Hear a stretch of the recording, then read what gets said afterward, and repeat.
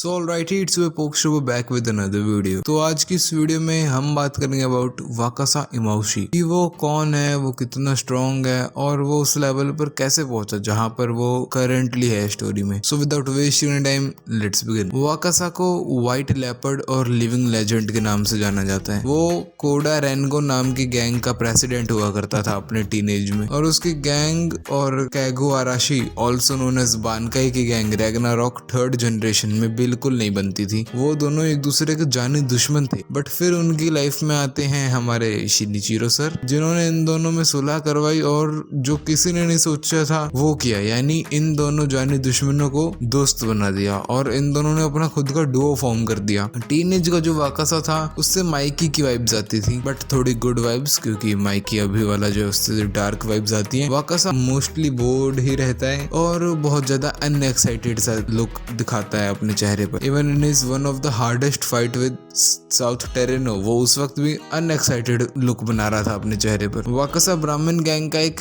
Executive था और वो बहुत अच्छे से गैंग चलाना जानता है, स्पेशली जब वो कैडो रेनगो का प्रेसिडेंट था। वो बहुत ज्यादा खतरनाक प्रेसिडेंट दिखाया गया था। उसने 13 छोटी गैंग्स को मिला के एक गैंग बनाई थी और अब वो कांटो मांजी गैंग में कमांडो यूनिट का कैप्टन है एंड वो स्पेशल अटैक यूनिट का कैप्टन था जब वो ब्लैक ड्रैगन्स में था। तो अब बात करते हैं उसकी फाइटिंग पावर्स। तो वो एक एक्स्ट्रा ऑर्डिनरी स्किल्ड कैरेक्टर है और स्पीड के मामले में वो आसानी से 90% टोक्यो रेवेंजर कैरेक्टर से आगे है। ये बहुत ऊट पटांग तरीके से फाइट करता है और इसी की वजह से ये एक बहुत ही मुश्किल टारगेट बन जाता है जिसपे अपने पंचेस या किक्स लैंड कर सको तुम, और यही रीजन है कि मैक्सिमम कैरेक्टर्स इसको फाइट में टच भी नहीं कर पाते। ये बड़े अच्छे से स्नीक अटैक कर सकता है। ये काकुचू जो कि एक बहुत ज्यादा स्ट्रॉन्ग और स्किल्ड कैरेक्टर है, उसके पीछे आके खड़ा हो गया और काकुचू को पता भी नहीं लगा। काकुचू ने जब बानकाई को मुक्का मारकर जमीन पर गिराया था तब इसने काकुचू को धमकी दी थी कि अगर मुझे बानकाई की परवाह होती तो तुम यहाँ पर अभी जिंदा नहीं बचे होते, और यह सुनकर लिटरली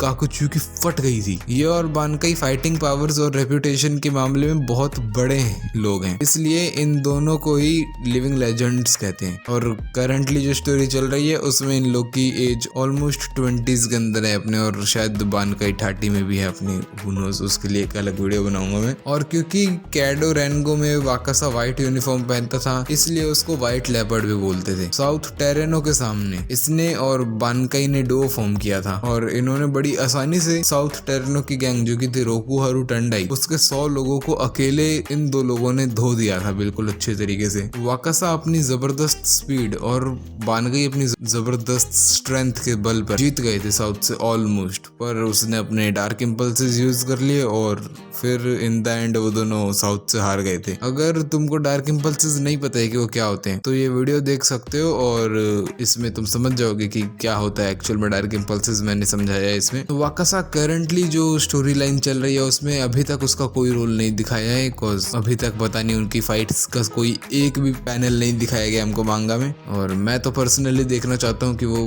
क्यों ज्वाइन किया कांटो मांजी गैंग को। And that's it for the video. अगर तुमको वीडियो पसंद आई है तो सब्सक्राइब कर दो चैनल को, यहाँ पे टोक्यो रेवेंजर से रिलेटेड कंटेंट तुमको मिलता रहेगा। और मैं चला नेक्स्ट वीडियो बनाने। Bye bye.